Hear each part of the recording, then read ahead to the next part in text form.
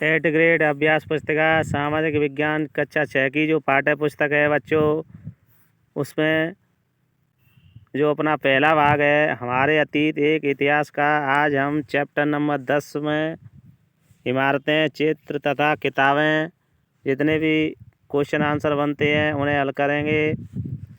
चलो शुरू करते हैं। अध्याय 10 इमारतें, चित्र तथा किताबें। इसका जो अपना क्वेश्चन नंबर फर्स्ट, कांस्य युग का संबंध माना जाता है। तो कांस्य युग का संबंध माना जाता है, इसका राइट आंसर होगा हड़प्पा काल से। नेक्स्ट क्वेश्चन पर चलते हैं। तोरण शब्द का अर्थ है।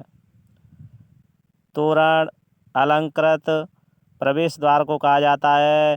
जो प्रवेश द्वार होता था उस पर जो चित्रकारी की जाती थी उसे अलंकरण कहा जाता था।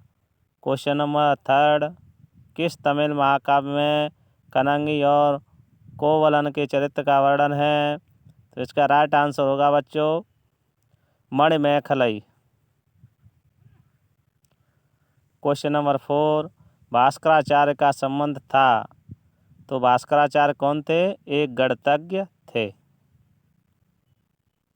क्वेश्चन नंबर 5, शिल्पकारों की कुशलता के नमूने हमें किस रूप में देखने को मिलते हैं?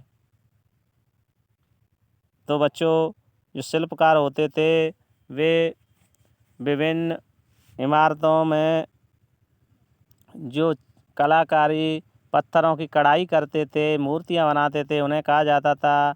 हमारे शिल्पकारों की कुशलता के नमूने स्तूपों जैसी कुछ इमारतों में देखने को मिलते हैं। स्तूप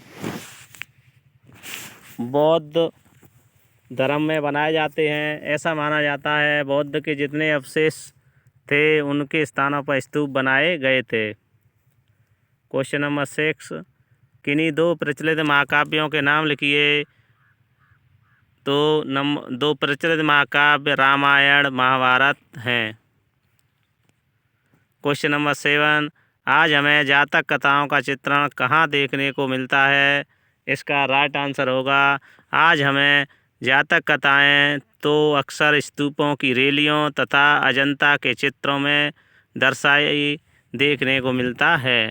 और जो जातक कथाएं हैं वे महात्मा बुद्ध थे, महात्मा बुद्ध के जीवन से संबंधित घटना जिन कथाओं में मिलती हैं उन्हें जातक कथाएं कहते हैं। अगले क्वेश्चन पर चलते हैं। क्वेश्चन नंबर 8, प्रदक्षिणा पद से क्या आशय है? इसका आंसर होगा बच्चों प्राय स्तूपों के चारों ओर परिक्रमा करने के लिए एक वृत्ताकार पथ या रास्ता बना होता था जिसे प्रदक्षिणा पथ कहते हैं। क्वेश्चन नंबर 9 पर चलते हैं। प्राचीन काल में स्तूप तथा मंदिरों का निर्माण किस प्रकार किया जाता था? तो बच्चों इसका राइट आंसर होगा प्राचीन काल में स्तूप में प्रदक्षिणा पथ होते थे।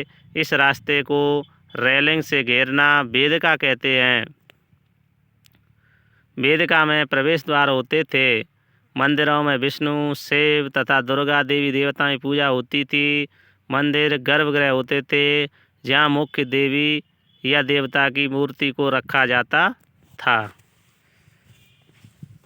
तो आप समझ गए होंगे जो प्राचीन मंदिर होते थे, जैसे इस प्रकार का ये मंदिर है और मंदिर के चारों तरफ ये रेलिंग बनी होती थी, उसे वेदिका कहा जाता था।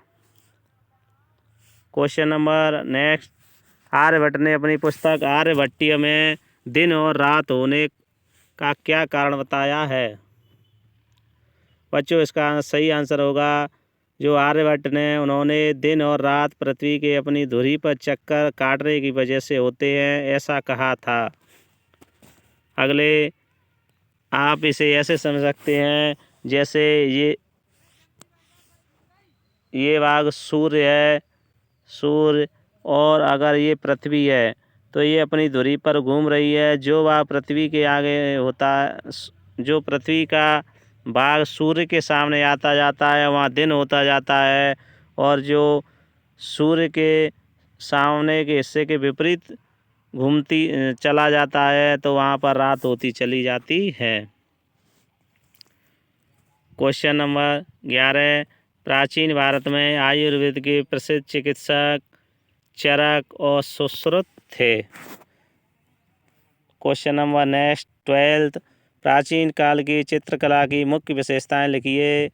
मुख्य विशेषताएं हैं, गुफाओं के चित्र मसालों की रोशनी में बनाए गए थे।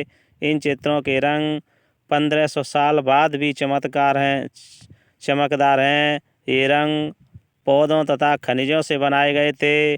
कलाकार अज्ञात हैं। बच्चों, जो गुफाओं में चित्र बने थे वो 1500 साल पहले के चमत्कार हैं, मतलब चमकदार हैं। उनमें चमक अब भी बनी हुई है। बहुत ही इतने चमकदार हैं कि उनकी ये पता चलता है कि अभी बने हुए हैं। और ये रंग पौधे या खनिजों से बनाए गए थे। और जो ये गुफाओं में चित्र बनाए, किसने बनाए, उनके कलाकारों के बारे में अब भी पता नहीं है। क्वेश्चन नंबर 13, कवि कालिदास की प्रसिद्ध रचना मेघदूत में ठंडी हवा का वर्णन किस शब्दों में किया गया है।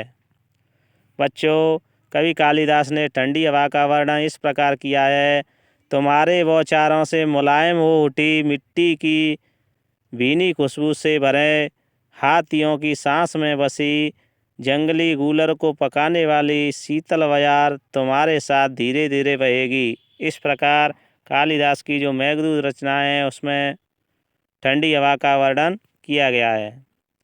बच्चों, अपना ये टॉपिक यहीं ख़त्म होता है।